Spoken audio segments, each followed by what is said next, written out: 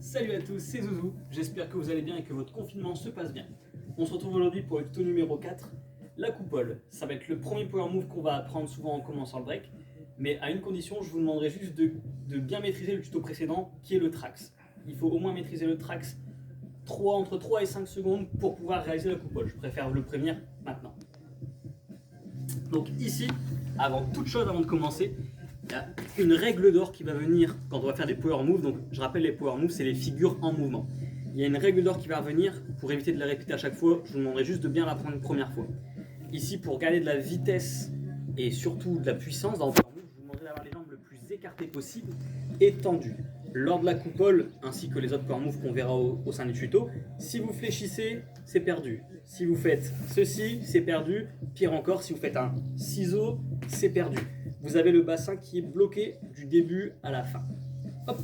Une fois que ceci s'est bien rentré dans votre crâne, on va pouvoir commencer. Donc du coup, pour la coupole, on commence en trax, exactement comme je vous l'ai demandé. Donc votre trax ici, on est ici. Et là ici, ça va être le seul moment où vous allez pouvoir plier votre jambe. Je vais me tourner à vous pour vous expliquer. Je rappelle ici, jambe droite.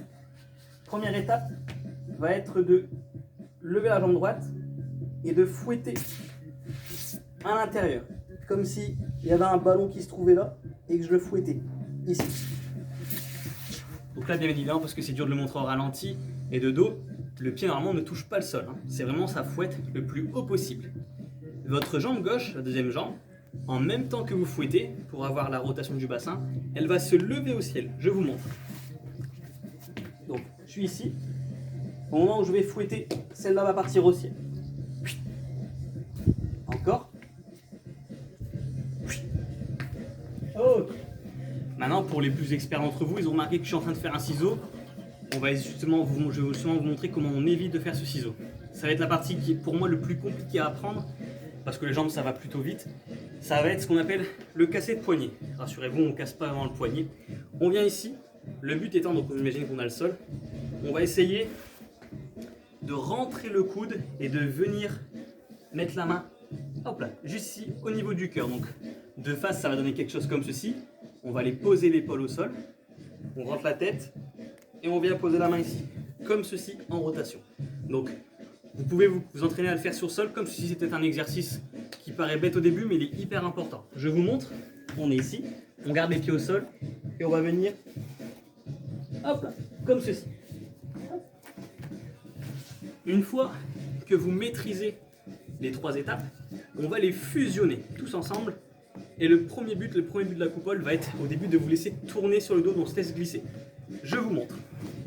Donc je vais essayer de vous montrer comme ceci. Ça va être bien. Je suis ici pour que vous voyez bien les jambes. Ma première étape va être de tourner sur le dos. Ici. Et je me laisse glisser. C'est hyper important, laissez-vous glisser. C'est vraiment l'étape la plus importante. On se laisse glisser, cherchez pas tout de suite à faire votre deuxième tour. Vous allez y venir au fur et à mesure. Une fois que vous arrivez à bien glisser, vous restez dans cette position et comme je l'ai dit, on reste dans ce qu'on appelle une coquille. Donc le bas du corps, comme j'ai dit au début, tendu, écarté. Le haut du corps en coquille, tête rentrée. On est ici prêt, on se prépare à venir en trax.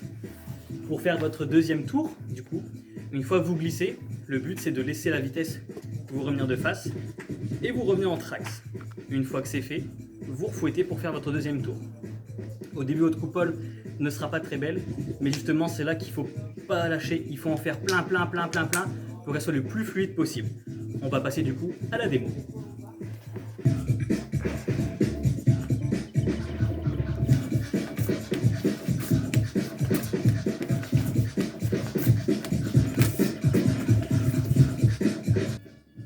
Et voilà les amis, le tuto est terminé, j'espère qu'il vous a plu. Je rappelle que les power moves font partie de la catégorie des figures les plus compliquées. Ne vous précipitez pas, prenez le temps de bien l'apprendre. Sur ce, je vous souhaite à la prochaine au prochain tuto. C'était Zouzou. Tchuss!